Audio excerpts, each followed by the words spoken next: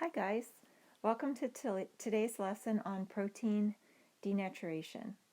You can refer to section 18.10 in your textbook if you would like to read along or just look over that section after we go through the notes. Please watch the video link on the class page to answer the questions on the next slide. There's a short little video on protein denaturing that I'd like you to watch, and then some questions for you to answer on the next slide. Hopefully you took some time to watch that video. Now we'll try to answer these questions. You might want to pause the video now so that you can take some time to read through the questions and come up with some answers. I will give you the answers as after you try them on your own. Okay, so the first question asked you, what is protein denaturation? Protein denaturation is just the breaking of a protein structure due to extreme conditions. It doesn't break the peptide bonds, but it will unfold the protein. So the protein unfolds, the interactions break, the R group interactions, and the structure breaks down. The second question asks, amino acids provided in the diet are called, and that answer you should have had essential amino acids. The third question, what happens when there is a slight change in the amino acid sequence? When we have a change in the protein structure, we saw this in our last lesson. If the primary structure changes, the whole protein changes, and so does the function of that protein. The fourth question, how does heat affect proteins? If you heat proteins, if you think of an egg and you heat an egg, you notice it goes from that kind of clear color to a white color as it cooks, and that's because R group interactions begin to weaken or break. So heat causes those R group interactions to weaken. And the fifth question is, what is coagulation?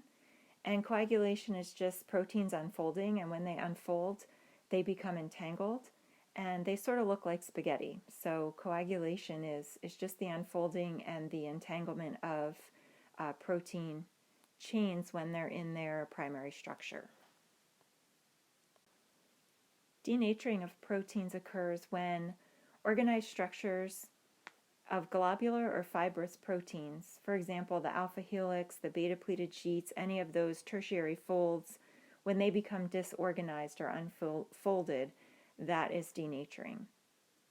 This certainly doesn't affect the primary structure, and what I mean by that is that the order of the amino acids doesn't change and none of the peptide bonds will break, but those hydrogen bonds in alpha helix or beta pleated sheets or any of those R group interactions that occur in tertiary structure, those would become unfolded and disorganized. So it only affects the folding of proteins where the interactions are occurring. Denaturing proteins makes digestion easier, so it breaks down those proteins so we can easily digest them in our body. Some other ways that it's helpful is with sterilization of medical equipment, because proteins make up bacteria, and it denatures proteins in those bacteria and destroys and kills them. Temperature changes is one way proteins can become denatured. When temperature is increased, what happens is the molecules start to move faster, and this will cause disruptions in the R group interactions because the protein molecules are moving much faster, and hydrogen bonding in the secondary structure will be disrupted as well. It also can cause coagulation, and like I said before, that's an example of that would be when egg whites are being cooked. And I'm going to show you how coagulation occurs, or what it actually is. So I'm just going to draw some alpha helix structures here, and I'll draw several of them like so. And when they're heated, they're going to start to straighten into structures that look like that. So basically going into the primary structure. If we continue to heat, all of those denatured proteins, or the unfolded proteins, these right here, are going to start to kind of mush together and tangle together, become entangled, and that's coagulation. So that's what coagulation looks like if you wanted to see a visual picture of that. pH change is another cause of protein denaturing. Here, the tertiary structure, specifically the salt bridges, are affected. And if you remember back to our last lesson, those R group interactions, one of them was called a salt bridge. And those are our ionic interactions, or interactions between positive and negatively charged R groups. We also said they could be between acidic and basic, because those are the R groups that have positive and negative charges. An example of this would be milk curdling. As milk spoils, the pH changes and it causes the milk proteins to denature, and that's why you get that clumpy appearance in spoiled milk. Organic solvents play a part in denaturing. If we think of organic solvents, one example of an organic solvent would be rubbing alcohol. And if you remember from our organic portion of the class, rubbing alcohol is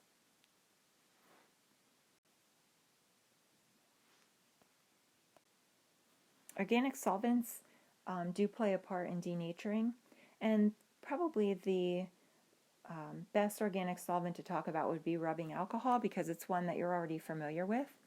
And rubbing alcohol has a structure that looks like this, with all these H's on the carbons, like so. So we have a nonpolar portion, which is the carbon portion that I'm drawing right now. And we also have a polar portion, which is the OH group right here. So let's talk about that polar region of the solvent. That polar region will actually disrupt hydrogen bonding in the protein, and it'll allow then the solvent to hydrogen bond to the protein. So it'll break those bonds in the secondary structure and any of the R group interactions that would be hydrogen bonded, and it will bond to the protein and cause the protein to unfold. The nonpolar portion of the structure, which is the carbon portion, so this portion right here, the carbons and hydrogens, it's going to do the same thing, except it's not going to go after the polar areas, it's going to go after the nonpolar areas. So it's going to get itself inside, or the interior of that protein. It's going to disrupt those interactions, those nonpolar interactions, things like our London forces and our dipole-dipole interactions that are occurring, and it will then attract to those nonpolar areas of the protein and disrupt the conformation there as well. So we have two areas where it's going to disrupt interactions, both nonpolar and polar regions. Detergents act similarly to organic solvents. Detergents, or our soaps, if you remember, have a polar or a hydrophilic region, and they have a nonpolar or hydrophobic region. And these areas on the soap affect the regions of the protein, causing the protein to unfold. So just like with an organic solvent, that polar portion is going to act the same way, where it's going to break those hydrogen bonds and attach to the protein and unfold the protein in that particular area. Nonpolar areas of the soaps are going to do the same thing, where they're going to get on the interior of the proteins, causing disruptions and causing the protein to unfold from its 3D structure. Heavy metals like mercury would be an example of a heavy metal, and also lead would be another example of a heavy metal. So we're talking about these ions, these metal ions. They will actually form bonds with negatively charged side chains. These side chains are the acidic R groups. So what's going to happen is these metals are going to bond with those, and it's going to break any of those salt bridges that were formed between the positive and negative interactions, or those ionic interactions between R groups. And when it causes these disruptions in the folding, the protein loses its function. So the protein begins to unfold, and the function is lost from that protein. The last cause of protein denaturing is mechanical stress. This happens most often during cooking. When we're stirring, whisking, or shaking things, it disrupts the very weak interactions, and those very weak interactions are van der Waals forces, which we know are London forces and dipole-dipole interactions. So an example of this would be whisking egg whites until they form meringue. The whisk pulls on the proteins, it stretches and unfolds the proteins until they become that meringue, which is it forms a stiff peaks when lots of whisking occurs with the egg whites. So let's take a look at the assignment that you have to do. In your textbook on page 639, there is an article called Egg Foams, Meringues, and Soufflés. I'd like you to read that article and then answer the questions that are on the next slide and submit those answers to the Dropbox. I've set up 2 Dropboxes, but if you want to do these assignments together in the same document and just submit it to one of the Dropboxes, that would be fine.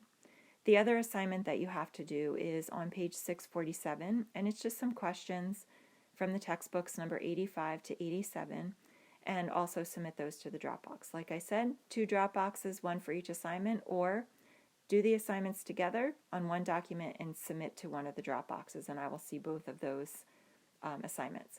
Hope you enjoyed today's lesson, and I will see you Monday.